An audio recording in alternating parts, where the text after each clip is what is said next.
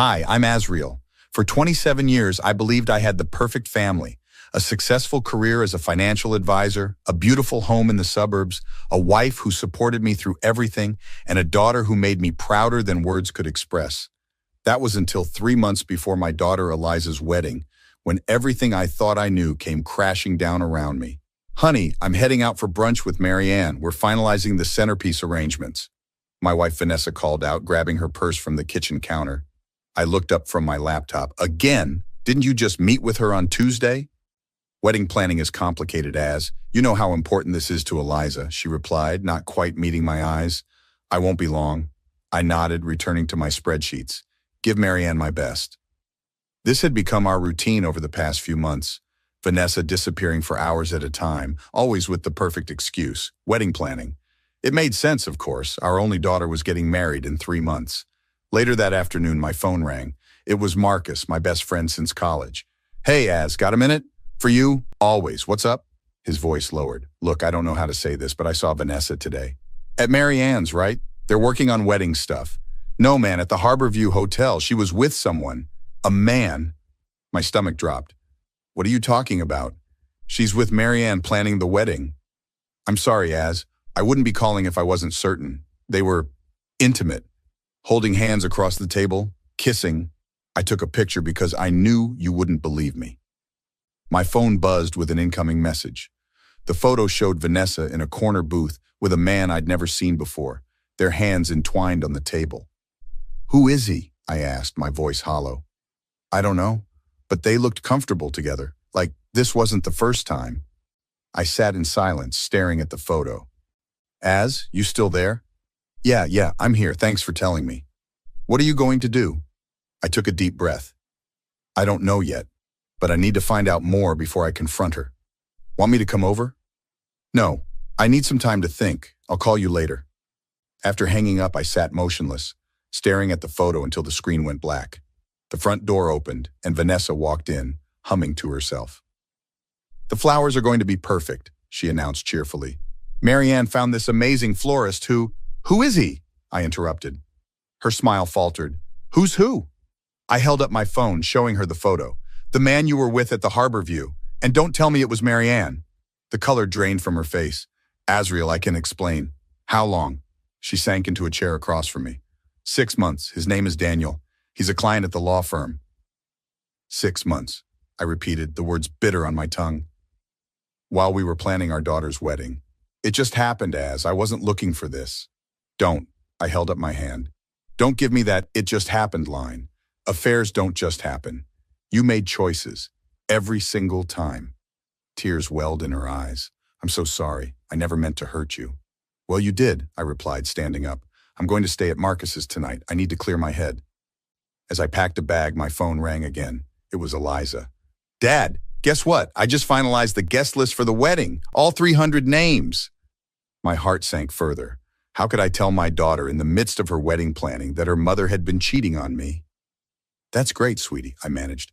Are you okay? You sound weird. Just tired. Listen, I've got to go, but we'll talk soon, okay? Okay, Dad. Love you. Love you too. The next morning, I met with Sarah, my lawyer, and another old friend from college. We sat in her office, the city skyline visible through the large windows behind her desk. So she admitted to the affair? Sarah asked, taking notes. I nodded. 6 months with some guy named Daniel from her law firm. And you want to file for divorce? I think I have to. I don't see how we come back from this. Sarah leaned forward. Before you make any decisions, you should gather more information. Financial records, text messages, emails, anything that shows the extent of the affair. Is that really necessary? I have the photo. She admitted it. Trust me, Asriel. In these situations, it's better to have too much evidence than not enough. As we discussed the divorce process, my phone buzzed with a text from Vanessa. Please come home so we can talk. I made a terrible mistake. I ignored it and continued my conversation with Sarah. Later that day, I met with Marianne, the wedding planner, and my wife's supposed alibi at a coffee shop downtown. I'm so sorry, Asriel, she said, clutching her cappuccino. I had no idea she was using me as an excuse. So all those times she said she was with you. Some were real planning sessions, but many weren't.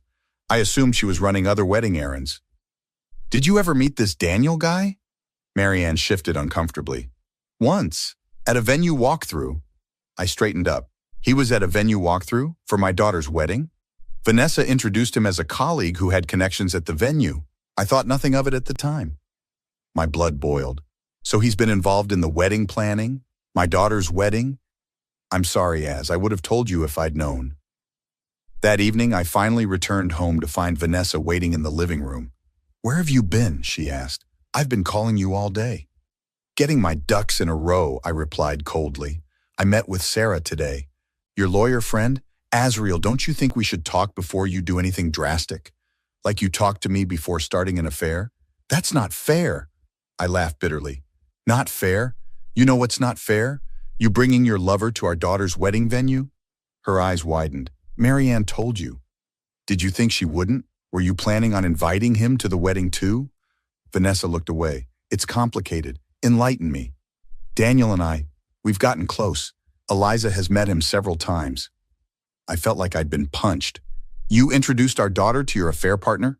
I introduced them as colleagues first, but eventually, I told her the truth last month. You told our daughter you were having an affair and she was okay with it? She was upset initially, but she understands that sometimes people grow apart. And let me guess, Daniel is coming to the wedding? Vanessa nodded slowly. Eliza said she wants him there. For me. I stood up, trembling with anger. My own daughter knew about this before I did, and she's taking your side? She's not taking sides, Az. She just wants everyone to be happy on her special day. Everyone except me, apparently. The next day, I drove to Eliza's apartment, determined to hear her side of the story. She answered the door in sweatpants, her hair pulled back in a messy bun. Dad, I wasn't expecting you. We need to talk about your mother and Daniel. Her expression fell as she let me in. She told you. No, Eliza, your mother didn't tell me anything. I found out when Marcus saw them together. She sat down on the couch. Dad, I'm so sorry. I wanted to tell you, but Mom begged me not to. How long have you known? About 2 months. Mom introduced us at lunch one day. She said they were just colleagues, but I could tell there was something more. And you were okay with this, with her cheating on me? Of course not, she exclaimed. I was furious with her. We didn't speak for weeks. But now you're inviting him to your wedding? She looked down at her hands. Mom said they're in love, that they want to build a life together. 27 years, Eliza. That's how long your mother and I have been married. Doesn't that mean anything to you? Of course it does, but what am I supposed to do? She's still my mother. And I'm your father. The father who has supported you through everything, who paid for your education, who's paying for this entire wedding. This isn't about money, Dad. No, it's about loyalty and respect, neither of which you or your mother seem to have for me. Her fiancé, Jason, emerged from the bedroom. Everything okay out here? No, everything is not okay, I replied sharply. Did you know about this too? About Daniel? Jason looked uncomfortable. Eliza mentioned the situation, yes. The situation. That's a nice way of putting it. I turned back to Eliza. So everyone knew except me. You've all been laughing behind my back. Dad, it wasn't like that. No one was laughing. We were trying to figure out how to handle it. Well, here's how I'm handling it. If Daniel comes to the wedding, I won't. Her eyes widened. Dad, you can't mean that. I absolutely mean it. I will not stand there and watch my wife parade her lover at my daughter's wedding, which I'm paying for, by the way. Dad, please, it's my wedding day. And it's my life that's being torn apart. Don't you understand that? Your mother betrayed me, and now you're betraying me too. I'm not betraying you. I'm just trying to keep the peace by siding with her.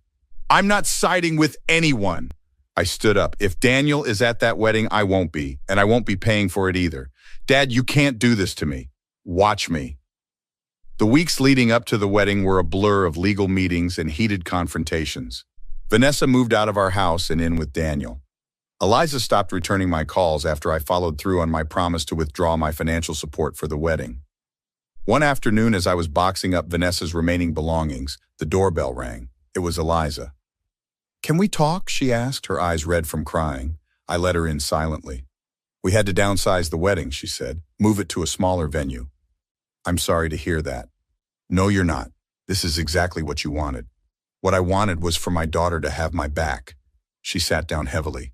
Dad, I made a mistake. I thought I could make everyone happy, but I realize now that was impossible. So, what are you here for? I uninvited Daniel. Mom's upset, but I told her it's my wedding and I get to decide who's there. I studied her face. And you're telling me this because I want you to come, and I want you to help with the wedding again. I shook my head. This isn't just about the money, Eliza. I know that, but it feels like you're punishing me for Mom's mistakes. You knew about the affair and kept it from me. You invited her lover to your wedding. I know, and I'm sorry I was caught in the middle, and you chose her side. I didn't mean to. Please, Dad, don't throw away our relationship over this. I sighed deeply. I'll think about coming to the wedding, but I'm not paying for it. Those consequences stay.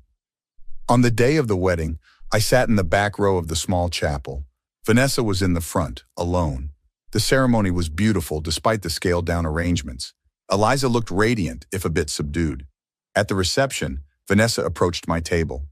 "Thank you for coming," she said. "It means a lot to Eliza." "I came for her, not for you." "I know. Azriel, for what it's worth, I'm truly sorry for everything." "Save it, Vanessa. The divorce papers are filed. My lawyer will be in touch with yours." "Can we ever move past this for Eliza's sake?" I looked her in the eye. "We're done. There's no coming back from what you did." Later, Eliza found me as I was preparing to leave. "You're going already?" "I've stayed long enough. Congratulations, by the way. Jason seems like a good man." "He is." She hesitated. "Dad, are we going to be okay?" "Eventually, but things will never be the same, Eliza. You need to understand that." "I know, but I don't want to lose you. You should have thought of that sooner." A week after the wedding, Marcus stopped by the house with takeout and beer. "How you holding up?" he asked, setting the food on the coffee table. "One day at a time," I replied, opening a beer. "The house feels empty." "Have you heard from Eliza since the wedding?" "She's texted a few times. I've responded but kept it brief." Marcus took a long sip of his beer. "You know, some people think you're being too harsh on her." "Let me guess. Vanessa's been talking." "A few mutual friends mentioned it. They think you should forgive and forget, for the sake of family harmony." I scoffed. "Family harmony went out the window when my wife started sleeping with another man and my daughter invited him to her wedding." "So you're really done? With both of them?" "With Vanessa, absolutely. With Eliza." I paused. "That's more complicated. She's my daughter, but trust has to be earned back." "What would it take for you to fully reconcile with Eliza?" "Time, genuine remorse, understanding that actions have consequences." "And Vanessa?" "That ship has sailed. 27 years, Marcus. 27 years I gave her, and she threw it away for 6 months with some guy from work." "You don't think people can change? Make amends? Some betrayals cut too deep? This is one of them." 2 months later, I ran into Jason at the grocery store. He approached me cautiously by the produce section. "Azriel, how have you been?" "Managing. How's married life?" "It's good. Different than expected, but good." He hesitated. "Eliza misses you. She talks about you all the time." I carefully selected an avocado. "Is that why she hasn't called in 3 weeks?" "She's afraid you'll reject her again. She took it hard when you left the reception early." "And how is Vanessa? Still with Daniel?" Jason looked uncomfortable. "They broke up last month. He wasn't who she thought he was, apparently." I couldn't help but laugh. Karma's interesting that way. "Eliza's birthday is next weekend. We're having a small dinner at our place. She'd love it if you came." I considered his invitation, weighing my hurt against my love for my daughter. "Tell her to call me. We'll talk." 6 months later, the divorce was finalized. I received the house and half of our shared assets. Vanessa got her freedom, though without Daniel by her side. Eliza and I speak more regularly now. The relationship is different, more cautious, less open. Some wounds heal slowly, if at all.